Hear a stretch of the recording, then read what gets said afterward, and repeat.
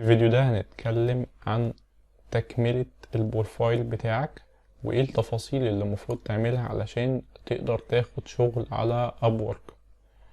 لو انت عملت بروفايل بس ده حاجة مش كافية ان هي تخليك تاخد شغل، لكن في بعض النقط اللي لازم تعملها علشان تعلي نسبة او فرصة حصولك على شغل.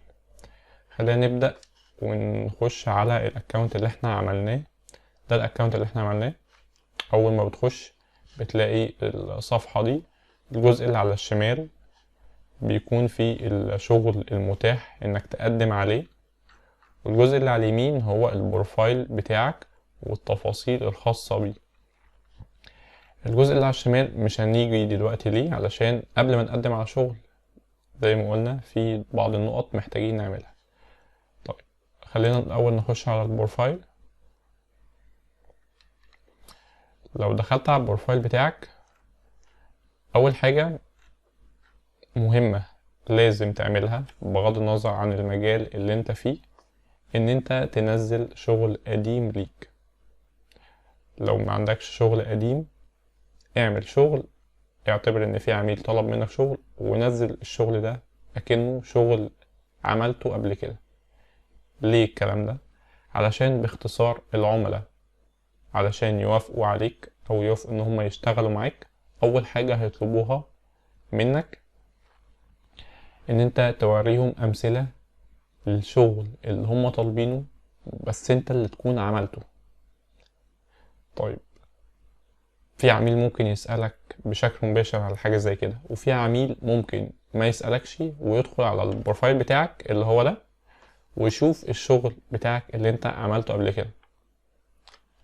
الشغل ده ممكن يبقى موجود وممكن ميبقاش موجود. لو هو مش موجود في العميل صعب ان هو يديك الشغلانة، مش مستحيل لكن صعب ان هو يديك الشغلانة، واحنا بنحاول نعلي من فرص الحصول على الشغل. فأول طريقة لازم تنزل شغل ليك قبل ايه كده. فأنا هعمل مثال سريع أكني أنا هنزل الشغل دلوقتي على الموقع وهنشوف الطريقة ازاي.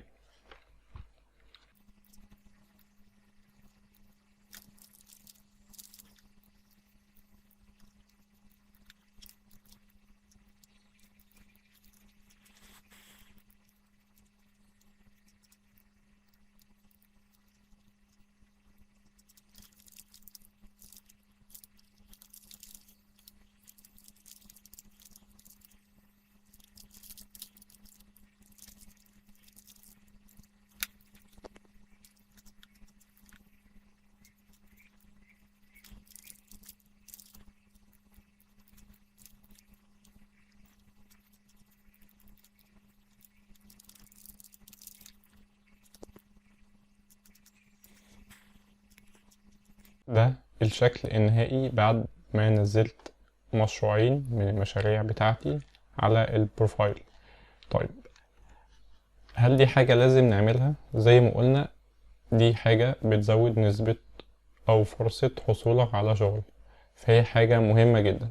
ولك أن تتخيل إن العميل بيدخل على البروفايل ده علشان يعينك في شغل.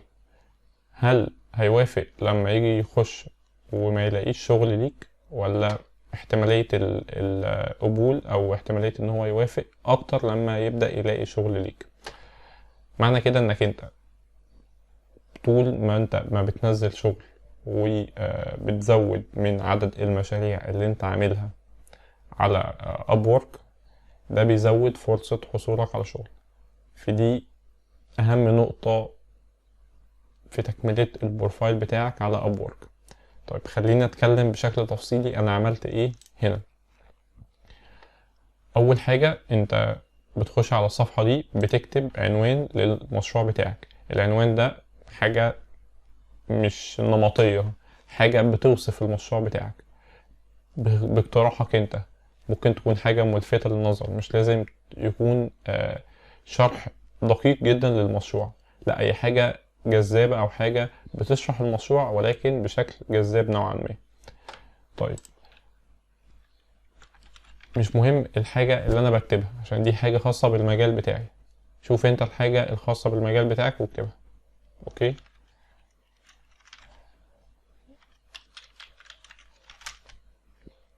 في دي اول حاجة. تاني حاجة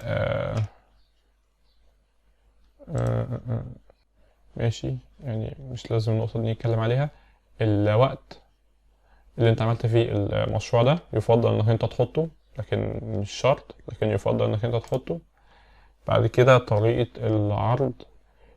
انا بالنسبة لي اول الطريقة دي شايفها كويسة جدا لو انت عندك مشاريع كتير.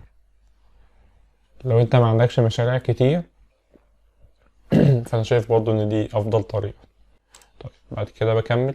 هنا بيقول لك حط المشروع بتاعك، فانا خدت الصورة وحطيت المشروع بتاعي. بعد كده بيقول لك لو في فيديو تقدر تحط الفيديو ده. بعد كده المهارات بتاعتك. طبعا هنا هو بيجيب لك اقتراحات للمهارات اللي انت اصلا كنت حاططها في الاول في الفيديو الاولاني اللي احنا حطيناه. فهو غالبا الاتنين هيبقوا ليهم علاقة ببعض، الشغل اللي انت حاطه والمهارات اللي هو مقترحها عليك، عشان المهارات دي المهارات اللي ليها علاقة بالشغل بتاعك. فهنضيف المهارات. بعد كده ال URL اللي هو اللينك بتاع المشروع بتاعك، ممكن يكون لينك البيهانس مثلا بتاعك او الفيسبوك ايا كان، فتقدر تحطه هنا. description شرح تفصيلي نوعا ما، برضه مش لازم يكون معقد، ممكن تتكلم عن المشروع، اسم المشروع، عملته امتى، مين العميل، لو كان في شركة اكتب اسم الشركة. ممكن تتكلم عن المشروع نفسه او التصميم اللي انت عملته، ليه عملته بالشكل ده، ايه طلبات العميل بتاعتك. وزي ما قلنا انا مش عايز اتكلم بشكل تفصيلي في المجال بتاعي علشان كل واحد هيتكلم بالتفصيل بالنسبة للمجال بتاعه. اوكي، عشان ايه مش عايزين ندخل في النقطة دي. في انا في الشرح الاولاني كنت كتبت زي ما قلت اسم العميل والسنة اللي خلص فيها المشروع والبلد اللي يتعمل فيها المشروع ده.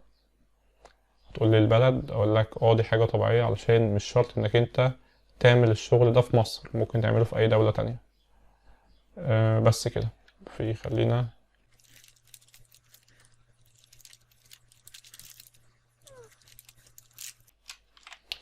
باقي الحاجات زي ما قلنا هي اختيارية، عايز تزودها زودها من عندك. بعد كده هو بيجيب لك شكل المشروع في الاخر، فانت بتقول تمام. بس ده شرح بسيط ومختصر ازاي تحط مشروع في البورتفوليو بتاعك على ابورك. دي اول واهم نقطة مفروض تتعمل في تكملة البروفايل بتاعك على ابورك. ماشي، خلينا الاول نرجع هنا كده find work.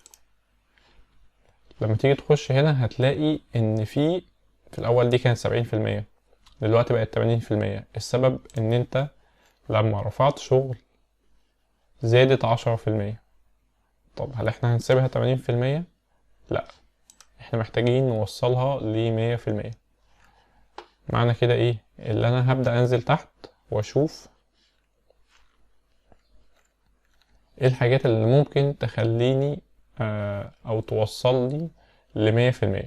هتبدأ تلاقي ان كل نقطة من النقط اللي انت ما تكلمتش عنها ممكن تزودك.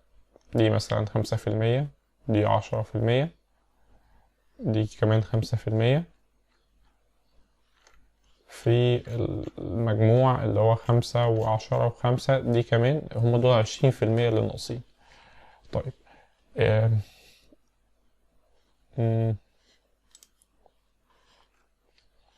هنا بيقولك ضيف اي خبرة. انت ممكن مثلا في المجال بتاعك يكون في تفصيلة ملهاش علاقة بالمجال بشكل مباشر لكن انت اشتغلت عليها. دي حاجة تقدر تضيفها هنا، ولو ضفتها هنا هتلاقي ان زي ما قلنا زادت 5%. هتقولي طب انا ما عنديش حاجة، يعني دور على اي حاجة او اي خبرة عندك سواء في المجال بتاعك وانت ما ضفتهاش في الجزء الاولاني وضيفها هنا. بالنسبة للنقطة دي، هي عبارة عن الشهادات اللي انت اخدتها. مش لازم تكون شهادات، يكفي انك انت تحط شهادة واحدة. الشهادة دي معناها ممكن كورس اوفلاين اونلاين، وتبدأ تضيفها هنا. طيب لما تيجي تدوس هنا هتلاقي في حاجات كتير جدا. ممكن تكون الشهادة اللي انت اخدتها او الدراسة اللي انت درستها مش موجودة هنا، فانت تقدر تضيف الشهادة دي من خلالك. يعني مثلا لو كتبت اي حاجة مش موجودة، فهو هيقول لي ان انا ممكن اضيف، انا مش لازم حاجة من الحاجات اللي كانت موجودة هنا. فانت شوف اسم الشهادة، مين اللي اداها لك. معنى كده انك انت ممكن تبقى واخدها مثلا من على قناة على اليوتيوب، او في كورس انت كملته، في تكتب اسم الكورس وتكتب مين صاحب الكورس ده بكل بساطة، وتكتب تفاصيل او تكتب نبذة عن الموضوع. تمام. تستموليونز ده عبارة عن التوصيات اللي انت بتاخدها من مكتب، شركة، عميل اشتغلت معاه قبل كده، فبتطلب منه، يعني انت لو دخلت هنا بتطلب منه توصية ان هو يقول انك انت مثلا كويس في الخدمة دي او في الشغلانة دي.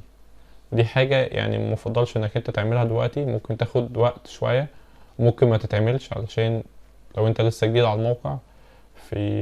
هي حاجة صعبة شوية لو انت لسه جديد وما اخدتش الشغل قبل كده، يعني هي صعبة شوية. لكن لو انت طبعا اشتغلت قبل كده، فانت تقدر تطلب التوصية دي من الشخص ده، وهو يقدر يرد عليها، وبالتالي انت كده كملت 5% كمان، فهتوصل ل100% على البروفايل بتاعك. تمام. بس ده الجزء السهل في موقع ابورك، وهو تكملة البروفايل. زي ما قلنا الديسكريبشن كده كده ده ليه فيديو لوحده هنتكلم عليه بشكل تفصيلي. اهم حاجة زي ما قلنا البورتفوليو، المهارات اتكلمنا عنها. في نقطة هنا، بعد ما بتعمل الاكونت بتاعك، ابورك بيطلب منك بعض المعلومات علشان يتأكد انك انت مدخل المعلومات بتاعتك بشكل صحيح. طيب ايه المعلومات او ايه الحاجات اللي هو بيطلبها منك؟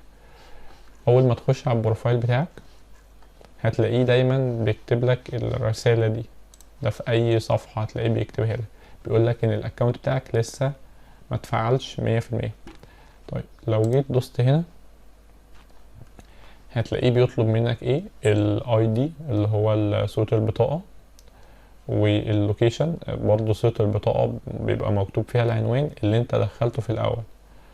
يعني لازم العنوان اللي انت دخلته في الاول يكون مطابق للعنوان اللي موجود في صورة البطاقة. واخر حاجة صورة ليك، علشان نتأكد ان الصورة اللي انت حطيتها، اللي انا حطيتها طبعا مش هي، تكون صورتك الحقيقية. لكن طبعا البروفايل بتاعي الاساسي هتلاقيني حاطط الصورة بتاعتي. في دي حاجة مهمة جدا. تمام. بس كده هنتكلم زي ما قلنا عن باقي التفاصيل في الموقع، وازاي تاخد شغل، وايه حجم الشغل اللي موجود على ابورك، وازاي تعرف العميل ده حقيقي ولا ممكن يعمل معاك مشكلة، الاسعار على ابورك. كل الكلام ده هنتكلمه في الفيديو الجاي. بس كده، يلا سلام.